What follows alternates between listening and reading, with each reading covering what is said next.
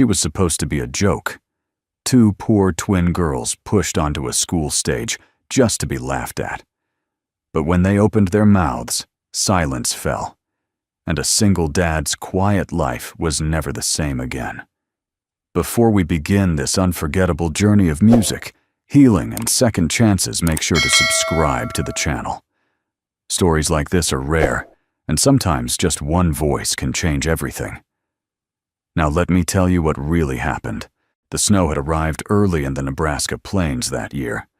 By mid-November, the wind had already swept white over the cracked roads, and the trees stood bare, like skeletons aching for spring. Sawyer Whitlock tightened his grip on the steering wheel of his old Ford pickup, the windshield wipers swiping against flurries of sleet. The heater sputtered warm air inconsistently, just like everything else in his life lately. He had made this drive 1,000 times from the lumberyard back to his weathered cabin, nestled at the edge of Pine Hollow. But something felt different that day, a stillness so profound it made the road feel like it was holding its breath. It was then that he saw it. Just past the bend near the abandoned rail yard, a rusted shipping container stood with its doors half ajar, slightly swaying in the wind. At first he might have passed it like usual, but a flicker of movement, a small, frantic hand slapping the metal seized him. Sawyer slammed the brakes. Gravel crunched beneath the tires as the truck skidded slightly before stopping. Without thinking, he flung open the door and bolted through the snow. Each gust of wind sliced through his coat, but he barely noticed. As he reached the container, he heard it tiny whimpers. No singing. Faint, cracked humming like a lullaby remembered in fear. He yanked the door open fully, and his breath caught in his throat. Inside, curled against a moldy blanket, were two girls, twins no older than 10. Their cheeks were flushed raw from the cold lips trembling. One of them looked up, eyes wide but unafraid. The other held a small paper snowflake in her hand, now damp and torn. "Please," the first one whispered. "Don't tell them we hid here." Sawyer didn't ask questions. He just shrugged off his coat and wrapped it around both of them. "We need to get you warm." "Come on." The girls hesitated. "Are you going to call someone?" one asked. "I might," he said, honestly lifting the lighter of the two into his arms. "But right now, I'm going to save your lives." Back at his cabin, the wood stove roared as heat began to thaw the air. Sawyer set down mugs of warm cocoa on the table, while the girls, now in dry clothes, sat close together under a quilt. "What are your names?" he asked gently. Junie said, the bolder one. "She's Lyra. We're twins. 9 3/4. He smiled faintly. "That's pretty exact." Junie nodded. "Our mom always said numbers matter." "Where is she now?" Junie looked down. "She left. Aunt Carla's supposed to take care of us, but she said if we cried one more time, she'd leave us in the woods." Sawyer swallowed hard. The past always had a cruel way of circling back. He'd heard too many stories like this. Some ended with hope, most with headlines. He stood and walked into the hallway, knocking gently on a door. "Maisie," he called. "You okay in there?" There was no response. There rarely was. Maisie hadn't spoken in nearly 2 years, not since the day she was carried out of her middle school auditorium after fainting on stage. The teasing, the whispers, the spotlight, it had broken something in her.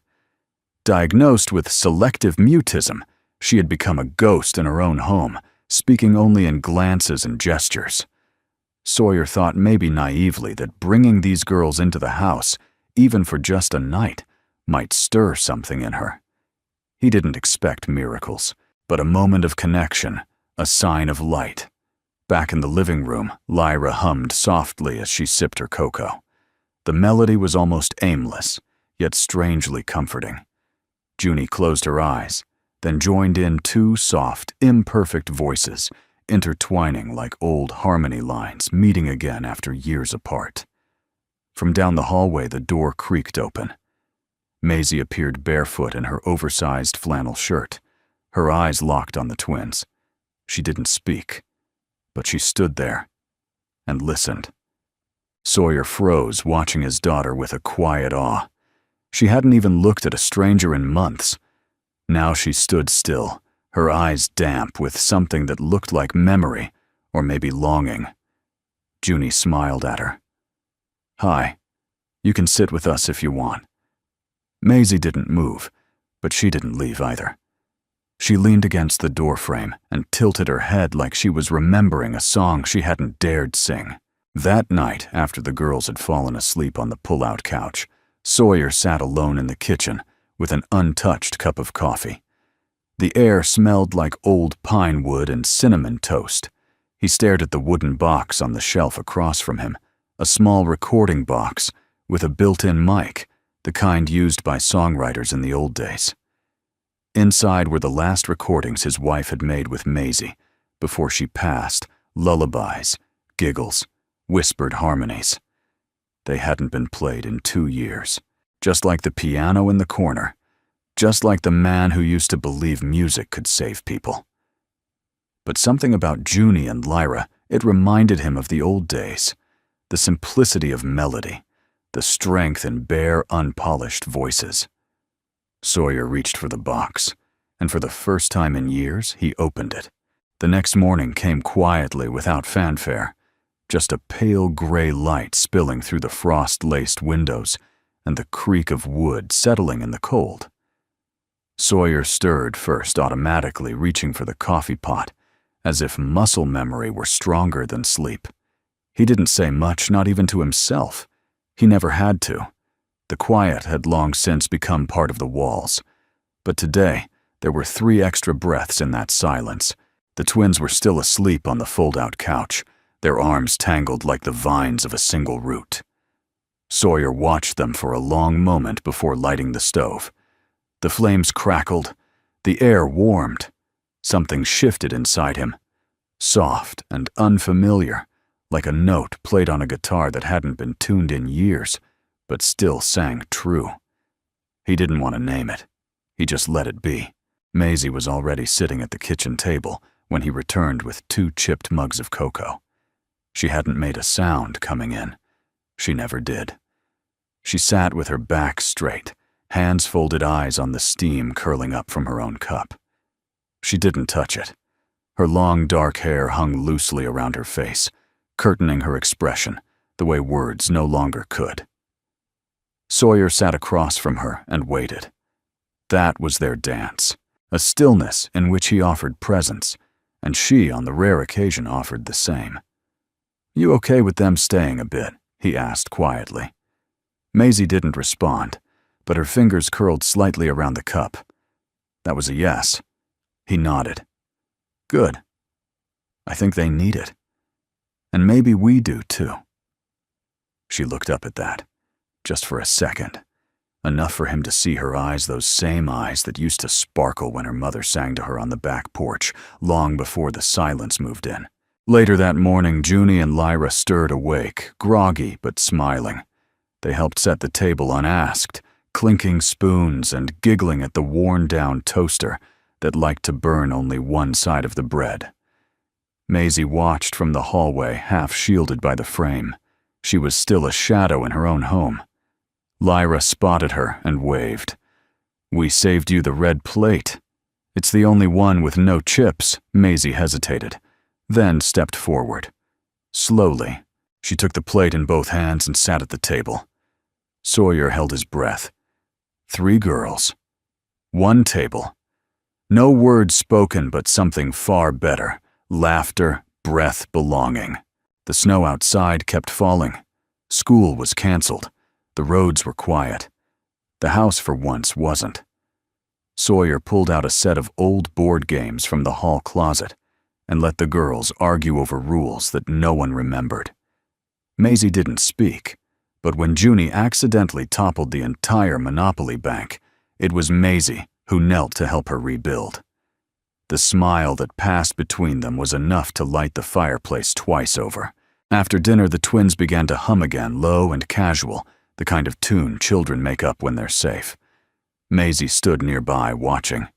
Something in her posture changed. Her shoulders relaxed, her head tilted just slightly like a flower toward light. Then it happened. A single note escaped her lips, soft, barely audible, but unmistakable. Sawyer froze mid-step in the kitchen. He turned but said nothing. Junie noticed too, eyes wide. "You're singing," she said gently. Maisie blinked and bolted. Sawyer found her in the garage, curled up in the back seat of the old station wagon they never used anymore. The cold didn't seem to bother her. Her breath came out in tiny clouds, her arms wrapped around her knees. He didn't open the door right away, just stood outside, hand on the frosted handle. "I heard you," he said, finally, and it was beautiful. Silence. "You don't have to be afraid of your own voice, Maisie, not here." A pause. Then I wasn't afraid, she whispered, barely more than air. "I forgot that I could." They sat together in the cold for a long while. No lectures, no pressure, just shared stillness, the kind that tells the truth without needing translation. Sawyer remembered how he used to think music would save her some magical song that would make everything right. But now he knew better. It wasn't music that saved people, it was being heard. That night, after the twins had gone to bed, Sawyer brought down the old guitar case from the attic. Dust puffed up as he opened it, revealing the worn, honey-colored body of the Taylor. He hadn't touched it in over a decade. Maisie stood in the doorway, eyes wide. She said nothing, but took 2 steps forward. "You remember this?" he asked softly. She nodded. He sat down, tuned the strings slowly, reverently. The wood creaked under his fingers, but the sound once he strummed was warm and full and alive. "I'm thinking maybe we can try something again," he said. Maisie stepped closer.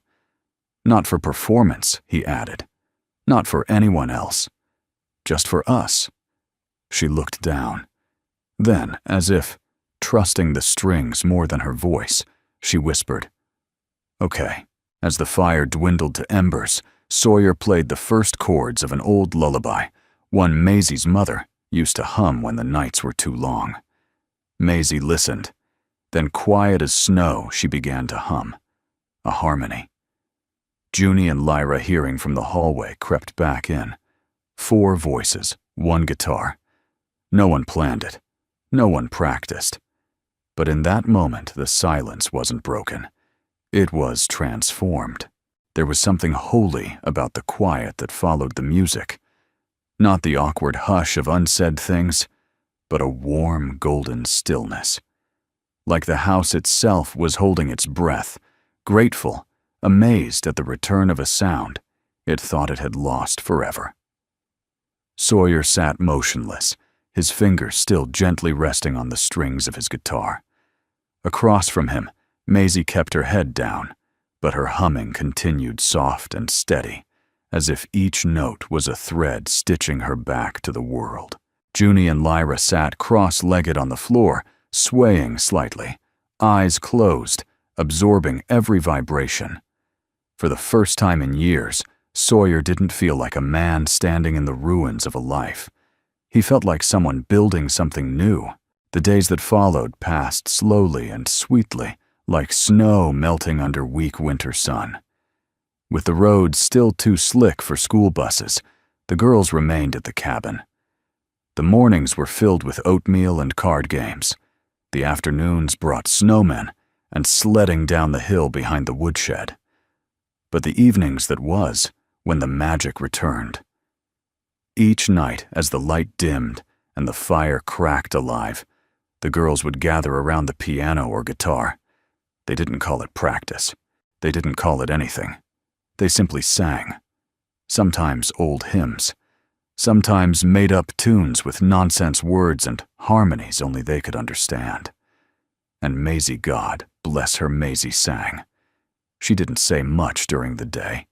She still avoided eye contact with strangers. But when the music started, she bloomed like spring, pushing through frozen ground.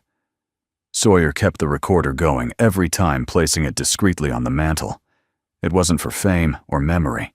It was for safekeeping, like putting fireflies in a jar to prove to himself that the light had really happened.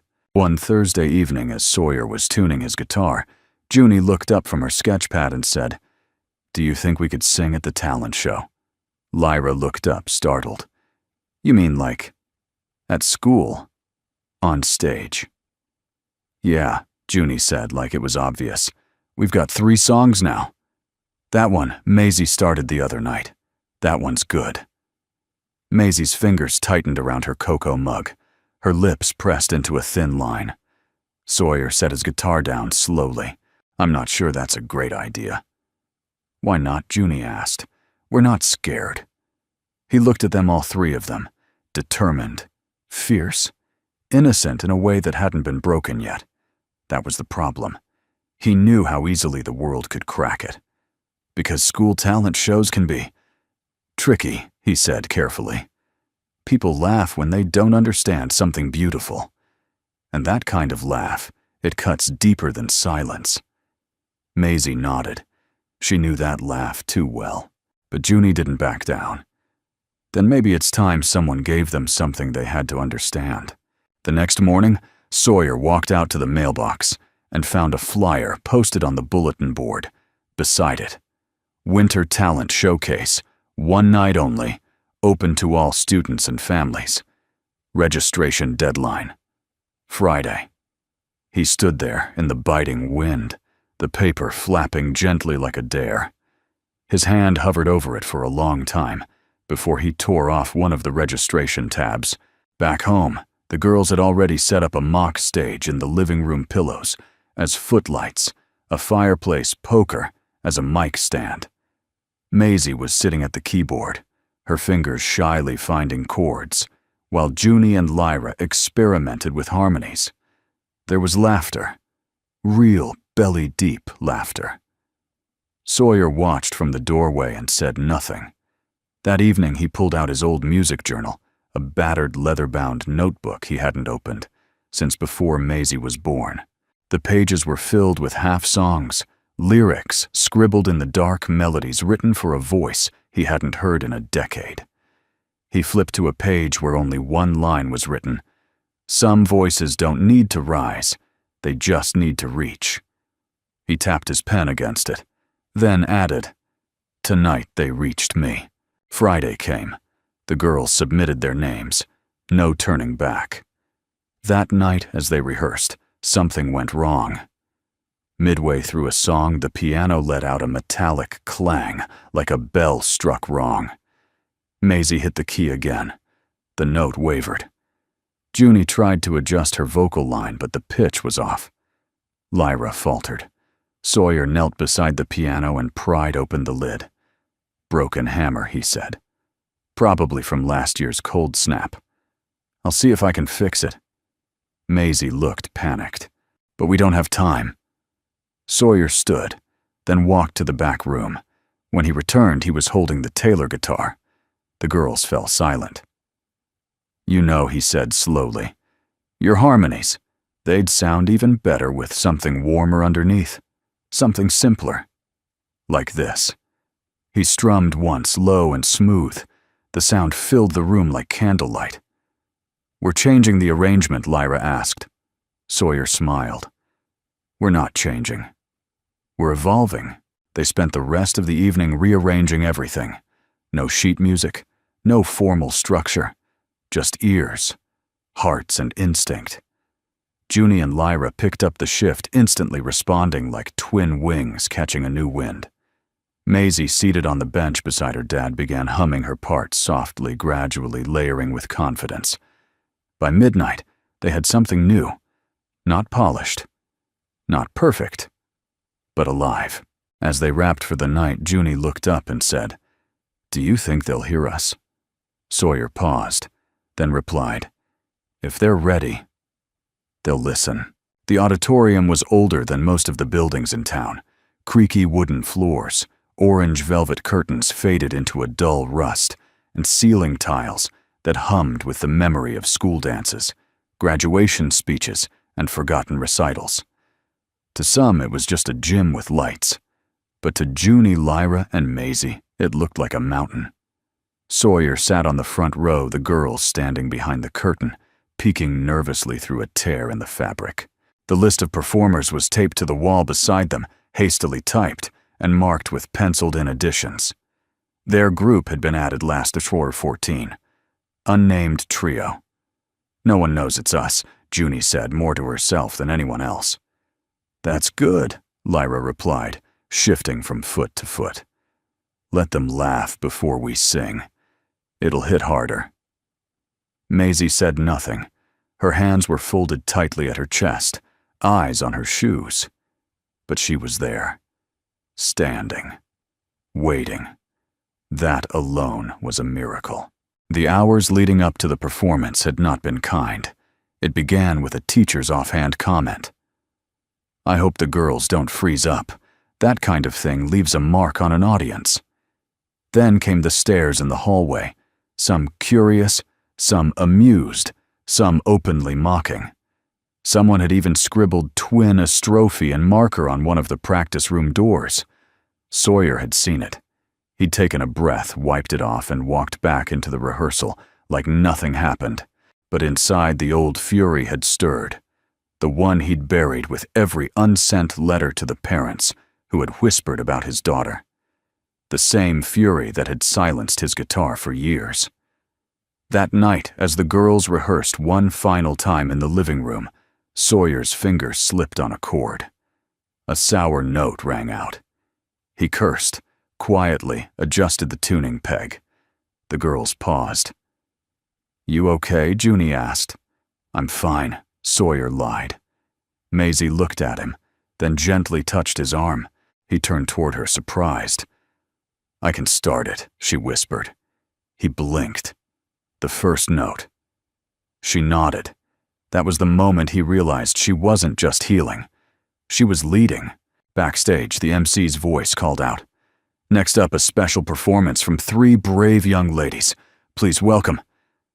Our surprise trio, applause. Light. Movement. Time slowed. Sawyer stepped onto the stage. First guitar slung low across his chest, wearing his worn flannel shirt and jeans he hadn't bought for the occasion. He didn't need polish. He needed presence. Then came Junie and Lyra holding hands, heads high, and finally Maisie, slight quiet, but upright like a sapling refusing to bend to wind. Gasps trickled from the audience. Some recognized them. Others just stared. The girls moved to the center. Sawyer sat to the side, strummed a soft, open chord. Then Maisie closed her eyes and sang. It wasn't loud. It wasn't technically flawless, but it was true. Her voice trembled like a violin finding its breath, then grew steadier, warmer. Junie joined in on the next line, their voices brushing against each other like feathers. Lyra entered last, sliding underneath them with a harmony so delicate it felt like memory. Sawyer watched as their voices wove in and out, never competing, only lifting.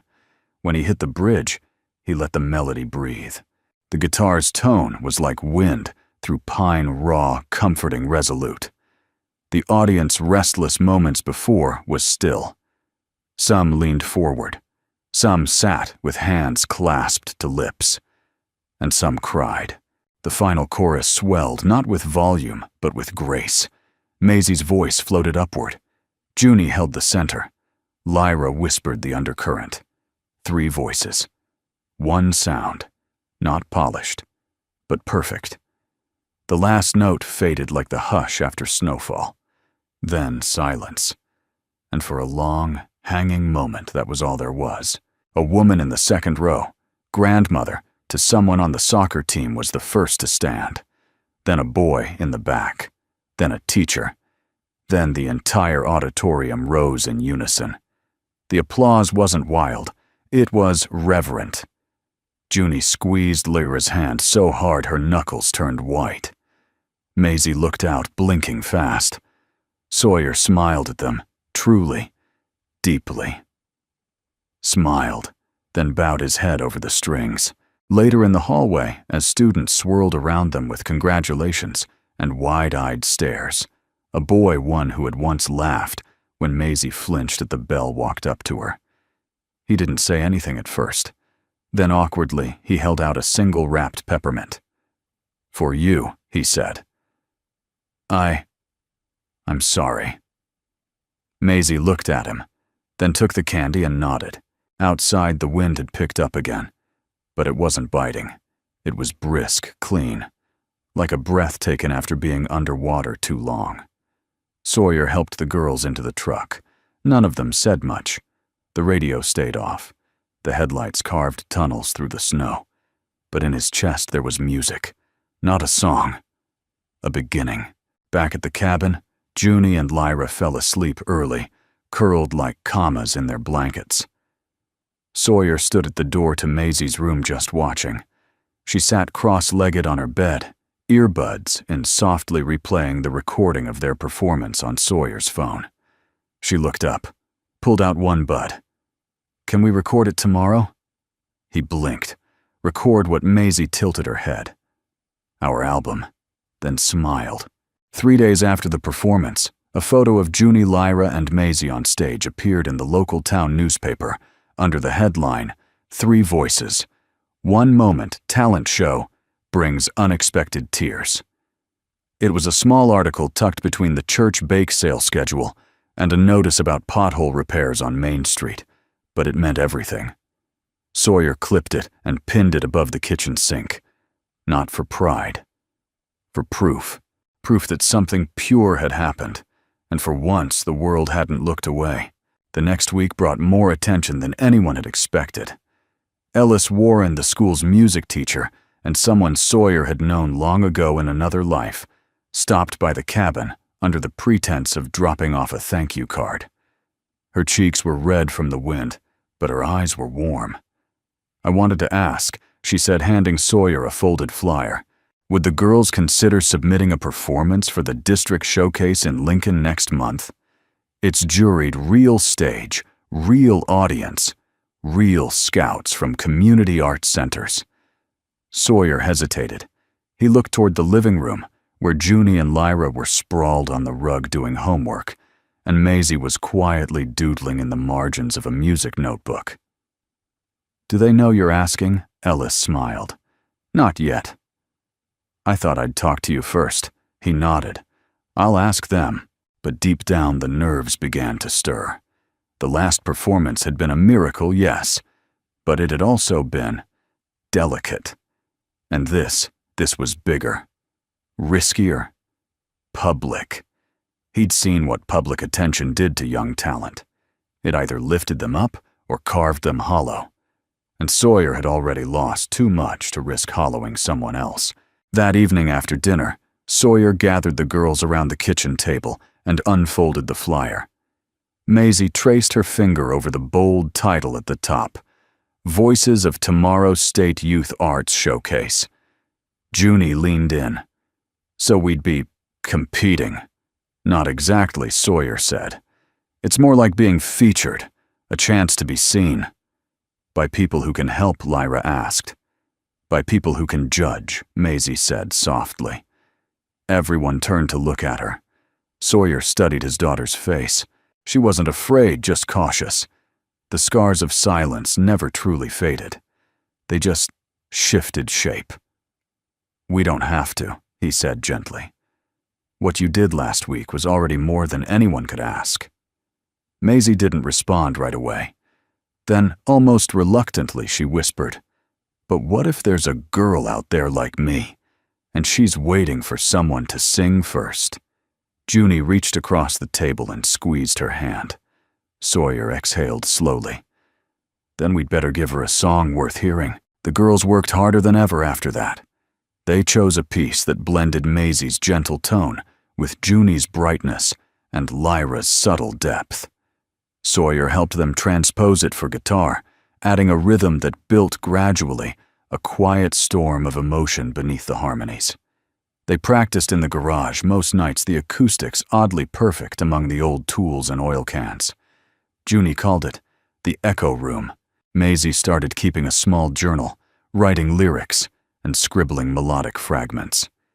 She didn't share them yet, But Sawyer noticed she kept them close, slipped inside her coat pocket like a secret she wasn't ready to give away. Everything seemed to be going right until it didn't. The day before the submission deadline, a letter arrived from the school superintendent's office. It was addressed to Sawyer directly and printed on thick, formal paper. He read it once, then again, and felt something inside him go cold. Dear Mr. Whitlock, after reviewing district policy and receiving multiple parent concerns regarding last week's talent show performance, the school board has determined that non-enrolled students are not eligible to perform at district events. As such, the trio act featuring your daughter Maisie and students Junie and Lyra Carpenter does not meet the criteria for submission. We understand the disappointment this may cause and encourage all eligible students to submit individual performances instead. Sincerely, Brenda M. Ellsworth, Director of Youth Arts Participation. Sawyer sat at the kitchen table long after the letter slipped from his fingers. He didn't tell the girls right away. He couldn't. That night after they'd gone to bed, he called Ellis. She knew he said quietly. Whoever this Brenda is, she knew exactly what she was doing, and someone fed it to her. There was a long pause on the line. I'm sorry, Sawyer. I had no idea this would happen. I did, he said bitterly. That's the problem. I've seen how fast people change their tune when something real starts to shine. You're not going to let this stop them, are you? He looked at the recorder on the mantel. No, he said. But I need to be smart about how we fight this. The next day, he sat the girls down and read them the letter. Maisie didn't cry. Junie did quietly. Lyra folded her arms jaw tight. So what now? We just disappear again. No, Sawyer said. We record it anyway.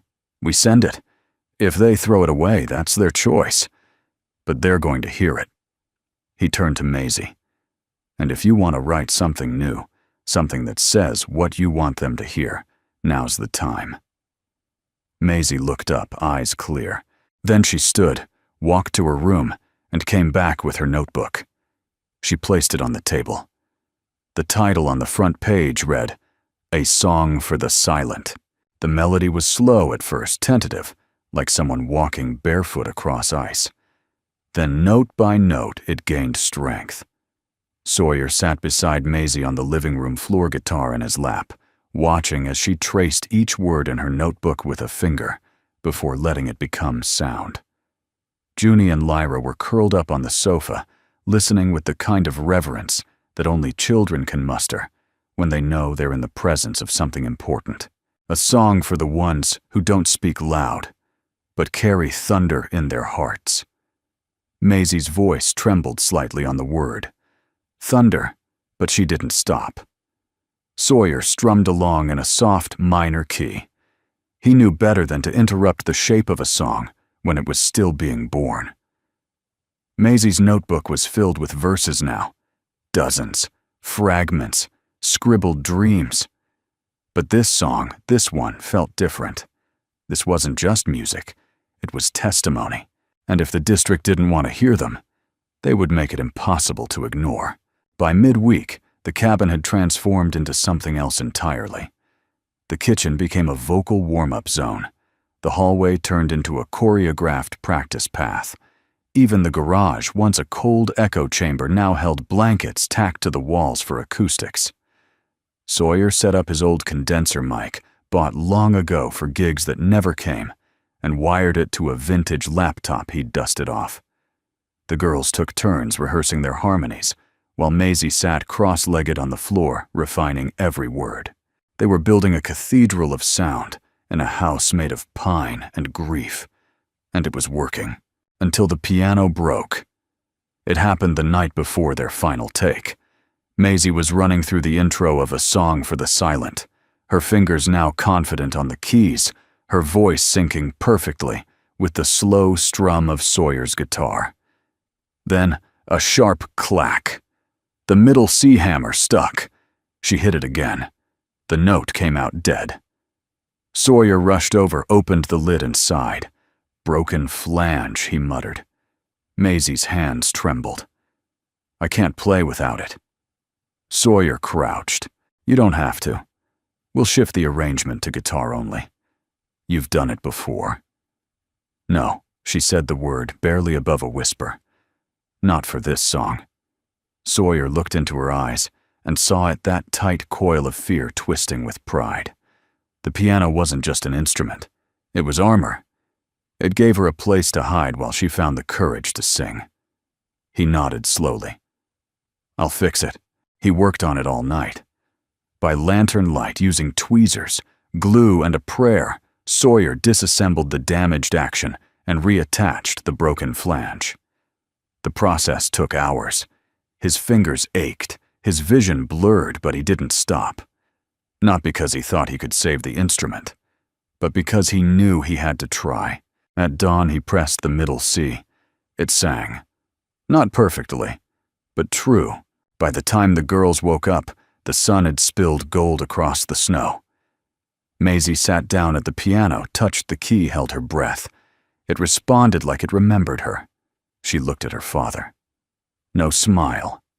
No words. Just a small nod of something deeper. A kind of understanding that lived beyond language. Sawyer stepped back, letting the three girls find their positions. Maisie began the intro.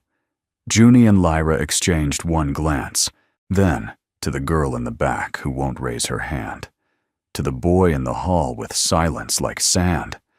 Their harmonies were tighter than ever, layered, precise. Then Maisie entered the chorus. We were made for music, even if we never make a sound. We were made for more than fading. We were made to be found. The guitar picked up warm and supportive, letting their voices glide over the chords like light over water. By the end of the final note, no one spoke. Sawyer hit stop on the recorder, heart pounding. He didn't say it out loud, but he knew that was the take. He uploaded the file to a private link, typed out the submission form himself. Where it asked for the group name, he paused, then typed the silent three. Where it asked for a message to the jury panel, he wrote, "We know we don't meet your rules, but we hope we meet your hearts. If there's room for three girls who learned to sing in the cracks of the world, then maybe this song is for you too." He hovered over the submit button for a moment, then clicked and let it go. The next afternoon, the rejection came swiftly, not from the jury, but from a parent. Sawyer was in the grocery store, thumbing through a box of bruised apples when he heard it. Must be easy using pity to get on stage these days. He turned. It was Darryl Crane, father of a boy in Maisie's old class. Banker. Deacon. The kind of man who smiled with his mouth, but not his eyes. "Excuse me," Sawyer said, calm but firm. Darryl shrugged. "Just saying, a lot of folks think it's manipulative, parading around those poor twins in your situation. Some people work hard to earn the spotlight." Sawyer clenched his jaw. They did work hard, and they earned every second. Darryl leaned closer. "Well, don't expect everyone to clap just because you brought a sad story with a melody." Sawyer didn't reply. He didn't need to, because some songs weren't meant for men like that. They were meant for the girls still learning how to sing, and for the fathers who refused to let them be silenced.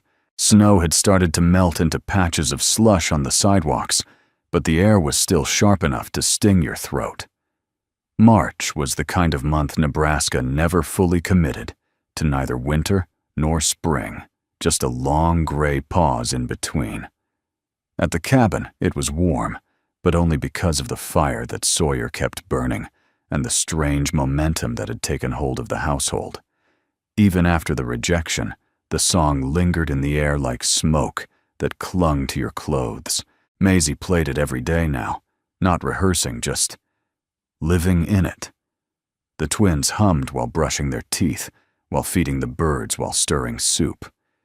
Even Sawyer caught himself whistling the chorus under his breath while chopping wood. The district might have dismissed them, but something deeper had taken root. Ellis stopped by again on Friday, holding a small parcel wrapped in brown paper. Her cheeks were pink from the wind, and her smile, hesitant but kind, made Sawyer feel like a teenager with splinters in his hands again. "I found something I think belongs to you," she said, setting the package on the kitchen counter. Sawyer raised an eyebrow but didn't speak. Ellis unwrapped it carefully. Inside was a vintage capo, worn smooth on the edges, and a handwritten chord chart in his wife's handwriting. The ink was smudged in places, but the title was still legible. "For Maisie Someday." He stared at it. The song they never finished. A lullaby written during nights when Maisie had colic, and Sawyer played guitar in the hallway to soothe her back to sleep. "I thought it got lost after the fire," he murmured. "It was in the school's music closet," Ellis said quietly. "I found it tucked in an old case." Maisie entered the room just then, eyes curious. Sawyer handed her the paper. She traced the letters with one finger, then looked up. "Can we play it?" He blinked. "You want to finish it?" Maisie nodded. "It already feels finished. I just want to hear it." They spent the next 2 hours on the living room floor with Sawyer cross-legged and barefoot, the girls leaning against pillows and couch cushions, listening as he pieced together the chord structure. It started soft, 2 chords, alternating like a heartbeat. Then a lift, then a slow descent. Maisie sang the first line. Junie and Lyra joined in by the second verse. By the time they reached the bridge, Sawyer's hands moved like they had never stopped playing. His fingers remembered what his soul had long tried to forget. He looked over at Ellis, who was standing in the doorway with a hand over her mouth. She wasn't crying, but she was listening like it was the first time she'd heard music in years. The next morning, Sawyer woke before the sun and walked out to the old shed where he'd stored his performance gear, the remnants of his past life, before grief turned him into a carpenter with calloused hands and unfinished songs. He opened the guitar case carefully, reverently. The Taylor still gleamed beneath its layer of dust. Light mahogany body, nickel fret strings long since dulled, but still strung with memory. He sat on the bench beside the shed's window and began restringing it 1 string at a time, winding tight, tuning slowly. He oiled the fretboard, polished the body, even glued a small crack near the bass that had gone unnoticed for years.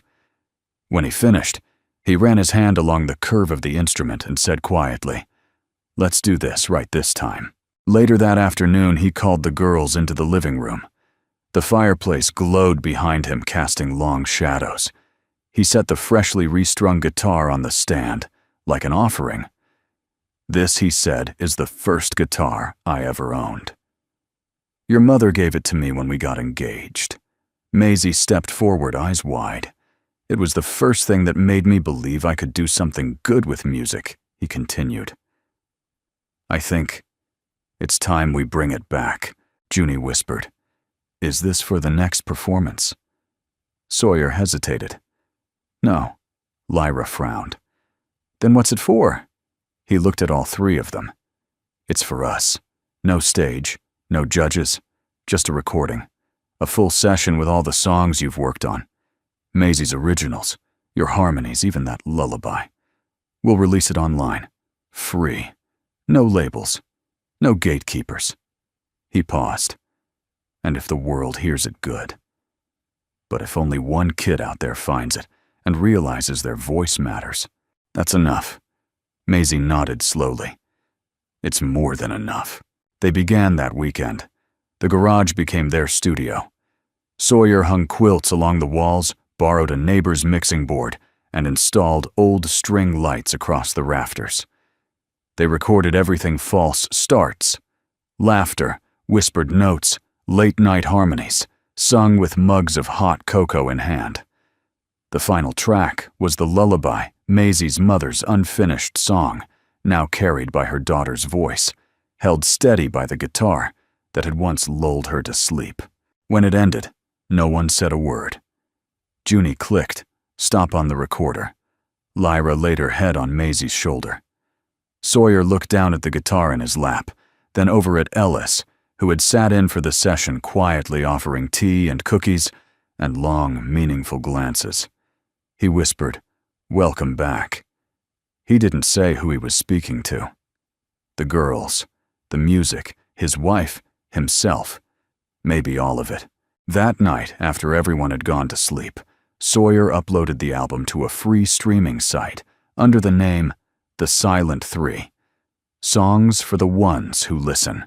In the description, he wrote only, for the ones who were told they were too quiet to matter. For the ones who waited to be heard. Here we are. By sunrise, the first comment appeared. Then the second. Then a message from a school nurse in Ohio, a father in Vermont, a girl in Oregon who said she played the lullaby on loop while drawing pictures of stars. The world was listening. And the guitar finally was home again. The first time Sawyer walked into the Whitmore Civic Center in Lincoln, he felt like he'd wandered into a place that belonged to someone else's life. The lobby glowed with polished marble and soft jazz, playing overhead too elegant for a man whose hands were permanently calloused. Maisie clung to her lyric notebook like a lifeline. Junie and Lyra walked on either side of her shoulders, squared eyes scanning everything, part awe, part defense. They weren't on the performance roster, not officially. The district had made that clear. But a last-minute cancellation opened a 10-minute window during the youth art exhibition, and Ellis, braver than any of them expected, had pushed hard enough long enough that the event director finally said, "Fine. One song. No announcement. No introduction." It wasn't a stage slot. It was a chance. And sometimes that's enough. Backstage, the girls sat in folding chairs, hands in their laps. The buzz of other performers tuning violins, reciting poetry, checking hair in compact mirrors echoed all around them. No one spoke to them. No one knew who they were. And for once, that anonymity felt like armor.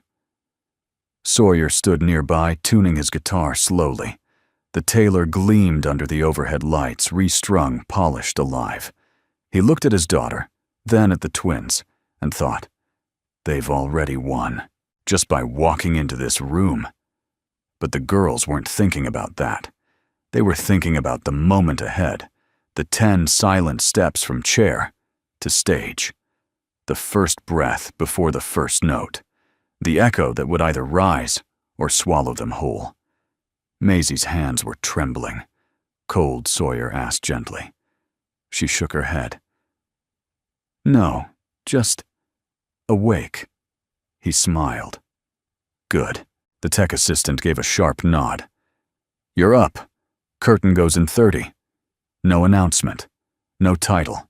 No warning. Just a spotlight. And a room full of strangers." The lights dimmed. Junie stepped onto the stage, first heart pounding so loud she thought it might come through her shoes. Lyra followed, her fingers brushing the sleeve of her sister's coat, a grounding signal they'd used since kindergarten. Maisie came last. She didn't stumble. She didn't shrink. She walked like the floor had finally agreed to carry her. Sawyer sat at stage left, guitar in hand. No mic, no amp, just wood strings and intention. They took their positions. Junie adjusted her scarf. Lyra swallowed hard. Maisie closed her eyes. The first note rang out. It was barely audible at first, just Maisie's voice, breathy and round like a story being told to someone half asleep. Then Junie entered, steady and bright, her tone lifting Maisie's like scaffolding. Lyra followed, her alto a gentle foundation beneath them both. They didn't try to impress. They didn't chase applause. They just were. And it worked. Halfway through the first verse, the room shifted. The polite audience chatter faded. Phones were lowered. People leaned in. The harmonies built 3 distinct colors, merging into one warm hue. Sawyer played beneath it all, each note on the guitar perfectly timed, perfectly restrained, his pride, held not in volume, but in how he made room for them. At the bridge, Maisie stepped forward slightly and sang, "We are not the echoes of someone else's sound. We are the music no one saw coming, and we are still loud, even now.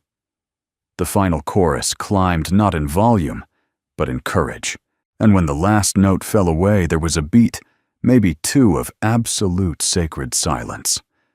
Then the room erupted. Sawyer looked up, stunned. People weren't just clapping. They were standing, on their feet, wiping tears, turning to one another in shared disbelief.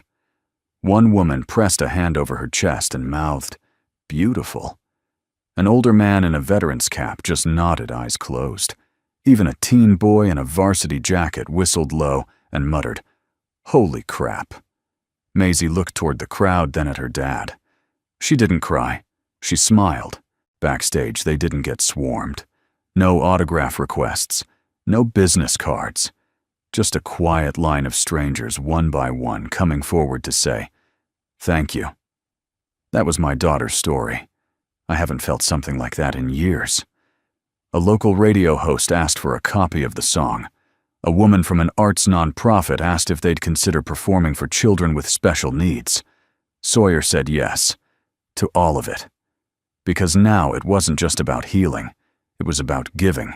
That night, as they packed up and walked to the parking lot, the wind had shifted. Warmer now. The kind that hinted at spring, even when snow still lingered in the corners. Maisie walked a little ahead, hand in hand with Junie and Lyra. Sawyer and Ellis followed behind, quiet. After a long stretch of silence, Ellis said, "You know, if she ever wants to study music, I know some people." Sawyer looked at her. "I mean real study. Scholarships, mentors, places that won't just tolerate a quiet kid, they'll cherish her." He nodded, the thought both thrilling and terrifying. "I'll let her decide," he said.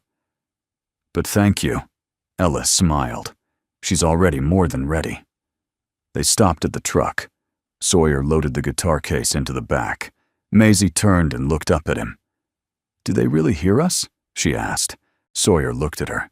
Not the fragile girl who once hid behind silence, but the artist who had just sung her story to a room full of strangers. "They felt you," he said. "That's more than hearing. That's remembering." Maisie nodded. Then, unexpectedly, she pulled him into a hug, tight and unshaking. It was the first time in years. And in that moment, Sawyer Whitlock knew music hadn't just healed his daughter. It had healed him. Sawyer never thought a word could be a gift. A single syllable breathed into existence by a child who had once gone months without uttering a sound. What could be more fragile, more sacred? But the word wasn't dad. It wasn't music. It wasn't even love. It was again. And it changed everything. It happened on a Sunday afternoon in early April. The sun was warm enough to melt the stubborn crust of snow clinging to the roots of pine trees behind the cabin. The girls were out on the porch, with Ellis sketching out a flyer for a small community concert. They were planning a benefit for a local shelter. Maisie sat by the open screen door, her notebook resting on her knees, eyes following the curves of her own pencil lines, but her mind somewhere else. Sawyer was inside tuning his guitar. It was the same song they'd played at Whitmore Civic Center. The same song that had cracked open the room, turned strangers into believers. He played the final chord slowly, then turned to her. "You think we should add a bridge next time?" Maisie looked up. Her mouth opened just slightly. Then she said, "Again." Sawyer stared at her, confused. "What?" She sat up straighter. "Play it again." His hand froze on the neck of the guitar. Not because she spoke. She'd been speaking more often in recent weeks, especially around Junie and Lyra. Whispers at first. Then soft exchanges, inside jokes, even laughter. But this was different. This was a request. Spoken without fear. Spoken with desire. He grinned, swallowed once to clear the emotion tightening his throat, and said, "Yes, ma'am." He played it again. And this time, she sang with him. That evening after dinner, Maisie stood up from the table and said, "I want to record a message." Junie blinked. For who? For everyone. Maisie said, simply. Sawyer gently closed the dish towel he'd been folding. Okay. They set up the recorder in the living room, same as always. The lights were dim, the fire just coals now. Maisie sat on the stool hands resting in her lap. She took a deep breath. Then she said, "Hi. My name is Maisie Whitlock. I used to think silence was safer, that not talking meant not hurting. But then someone sang near me, not to me, near me. And I remembered what my mother's voice sounded like. I remembered that I used to sing too. So if you're listening to this, and you're quiet like I was, I just want to say you're not broken. You're just waiting. And when you're ready, we'll hear you." She looked at her father. "Okay," Sawyer, who could barely keep his hand from shaking, pressed. "Stop." "Perfect," he said. They uploaded it that night, attaching the message to their song recordings. By morning, the video had spread far beyond their small Nebraska town. A podcast host picked it up and called it the most important 90 seconds of the year. A nonprofit in Chicago reached out asking if Maisie would speak virtually for their spring fundraiser. A university in Oregon requested permission to use the clip in their music therapy seminar. And emails poured in, from mothers of silent children, from grown adults who said they'd never sung outside their cars, from teenagers who wrote, "I didn't cry until now, and I think I needed to." One message, though, came from a girl named Avery in Montana. She wrote, "My mom passed away last year. I haven't spoken to anyone since, but I played your song for my dog. Then I sang it with him. I just wanted you to know. I think you helped me speak again, too." Maisie printed the message and pinned it to her wall, right next to her mother's photo. When Sawyer saw her do it, he didn't speak. He simply sat beside her and placed his hand over hers. In that moment, he didn't feel like the father of a miracle. He just felt like a father. And that was more than enough. Later that week, the girls performed at the town library, a small crowd, mostly neighbors, and a few curious souls who had seen the article. No cameras, no clapping out of pity, just people listening. At the end of the show, a little boy with a lisp asked if they had a CD. Junie promised to mail him one. Lyra gave him a drawing of a treble clef with wings. Maisie bent down and whispered, "What's your favorite color?" He said, "Green." Maisie smiled. "That's mine too." After the library show, they began planning a regional tour, not big venues, not even real stages. Just shelters, schools, rehab centers, anywhere people were learning to find their voices again. Sawyer called it the Echo Tour. Ellis offered to come along as a second driver and tour manager. Maisie called her the mom friend, and Ellis didn't even pretend to hate it. One evening as they sat by the fireplace, Sawyer asked Maisie if she ever wanted to write a song about her silence. She thought for a long time, then said, "No." Sawyer nodded. "Too painful." Maisie shook her head. "No. Just, I'm done being a silence. I want to be everything else now." That night, he took out his journal, the one where he used to write lyrics during the long, dark nights after Maisie stopped talking. He flipped to the first empty page, then slowly, carefully, he wrote. April 12th, Maisie said, "Again today." And I think the world began again too. The first stop of the Echo Tour was a community center in Hastings, a modest building with peeling paint and the smell of old books and fresh coffee in the air. The folding chairs were mismatched. The sound system was borrowed from the bingo hall next door. The audience was a blend of middle schoolers, veterans, single mothers, and two toddlers sharing a juice box on the floor. It was perfect. No pressure. No cameras. Just open faces, each one holding some version of a story they hadn't told yet. Maisie stood beside Junie and Lyra on the makeshift stage, an old rug laid over creaky floorboards. Sawyer sat behind them with the Taylor guitar resting gently across his knee, fingers poised like he was holding a conversation with the instrument rather than playing it. When they began singing A Song for the Silent, something shifted, not just in the room, but in the people inside it. A mother in the second row closed her eyes and leaned back. A teenager near the exit pulled his hoodie tighter, but didn't leave. An elderly man gripped the armrest of his wheelchair and nodded his lips, moving in rhythm with the chorus.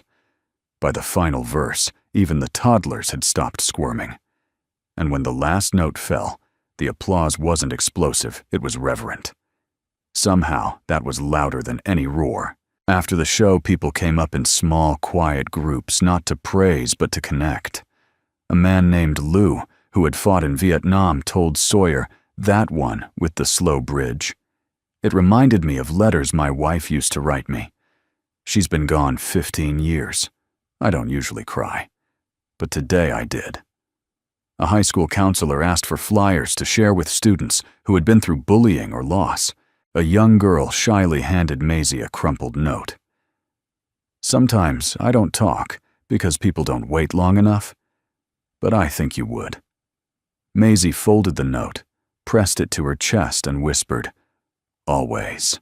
They performed in 7 towns over the next 2 weeks, each place more humble than the last: church basements, lunchrooms, fire stations. Each time the result was the same: stillness, then tears, then something like hope.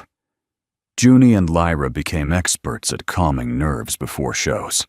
They taught Sawyer how to do tick-tock hand dances poorly, and made Ellis laugh so hard during one rehearsal she accidentally knocked over a mic stand. Maisie more than anyone transformed.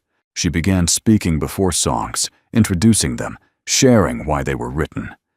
Her voice, once a whisper, carried across rooms, now not loudly, but clearly with certainty that turned heads and softened hearts. One night after a show at a women's recovery center, a woman stood to speak.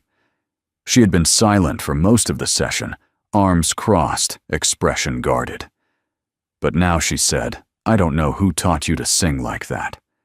But whoever they were, they gave the world back to you, and you gave it to us." Maisie stepped down, hugged the woman tightly, and whispered something only they heard. Afterward, the woman told Ellis, "That kid, she's the bravest thing I've ever seen." One rainy evening, as the group drove back to the cabin, the van fell into a quiet rhythm. The girls dozed in the back seat, leaning on each other. Ellis, in the passenger seat, stared out the window at the blur of pine trees. Sawyer kept his eyes on the road, but his mind wandered. He had thought this tour would be about giving back, about helping the girls process their pain, and maybe giving others a little light. But what he hadn't expected was how much he needed it too. Each performance was a thread quietly stitching something together inside him, something he didn't realize had come undone. He thought about his late wife often during the drives, her laughter, her songs, the way she'd coaxed music out of him like it was the most natural thing in the world. And now Maisie was doing the same. She had become a bridge, not just between notes, but between people, between past and present, between pain and peace. They returned home to a stack of mail and 3 voicemail messages. One was from a producer at a local radio station who had heard about the tour and wanted to feature them on a morning program. Another was from a school district in Missouri asking if the trio could perform at an anti-bullying summit. The third was from the Whitmore Civic Center, a woman named Caroline. She had been in the audience that night, the one who cried quietly in the 3rd row. She now worked for the State Board of Cultural Affairs. Her message was simple: "We'd like to invite the Silent Three to headline the Youth Voices Gala in June. No auditions, no forms, just bring the music. We'll bring the spotlight." Sawyer read the message twice, then again. He looked at the girls, Maisie humming softly on the couch, Junie and Lyra drawing plans for their next show.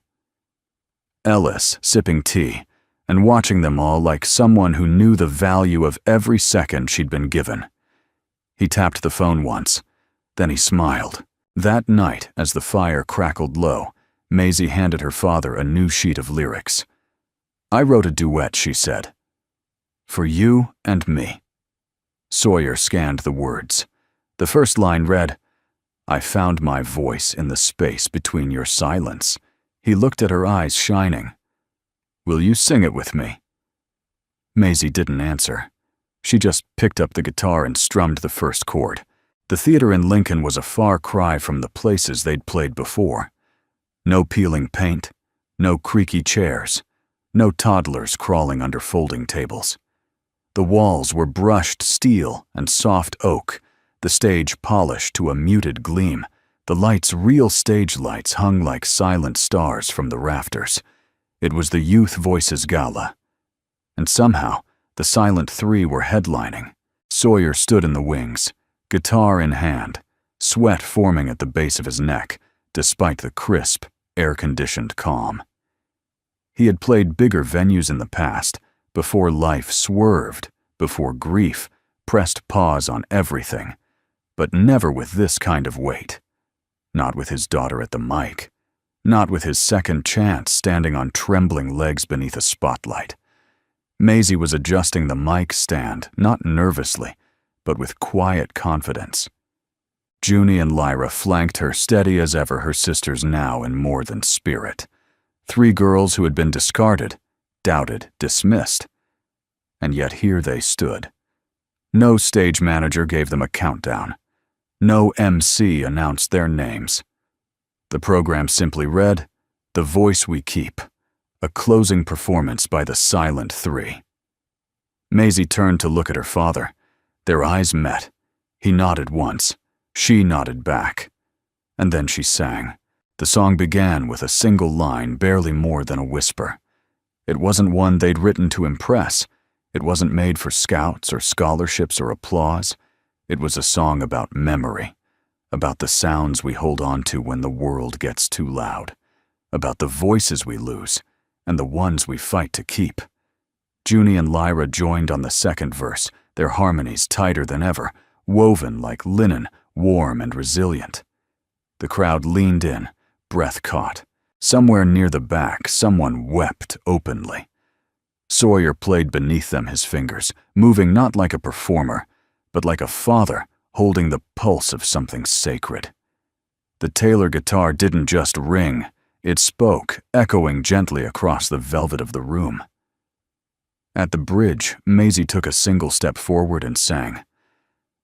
"I used to think my silence meant I was broken. Now I know. It was just waiting to be music."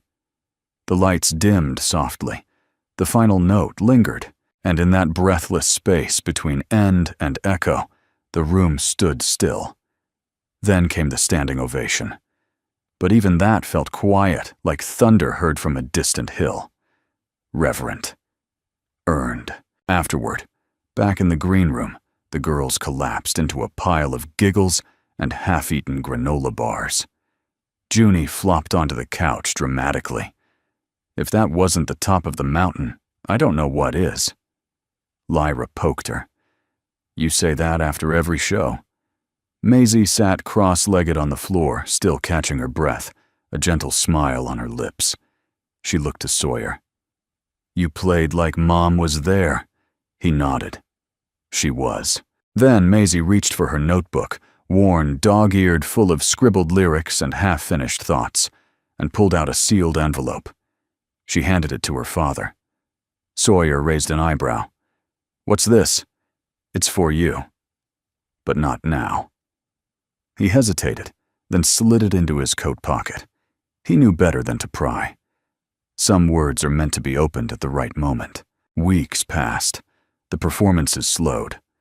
Summer arrived with the sound of cicadas and the scent of cut grass. Maisie began volunteering at the local music camp, helping younger kids write their first songs. She never raised her voice, but somehow every child listened when she spoke. Junie and Lyra launched a YouTube channel, mostly acoustic covers and songwriting tutorials. Their subscriber count climbed steadily, but it wasn't the numbers that mattered. It was the comment that read, "I played your harmony video for my sister. She sang with me for the first time."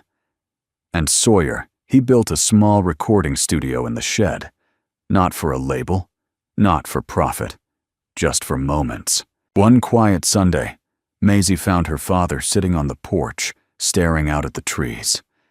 He had the envelope she'd given him weeks ago in his lap unopened. She sat beside him. "Today's the day," she asked. He nodded slowly. He opened it. Inside was a single page, written in Maisie's careful hand. "Dear Dad, I don't remember the first time you sang to me, but I remember the first time you stopped. It wasn't your fault. Grief is heavy. Silence is loud, and I was so afraid of making it worse that I became part of it. But you waited, and when I finally sang again, you didn't rush, you didn't push, you just listened. That saved me.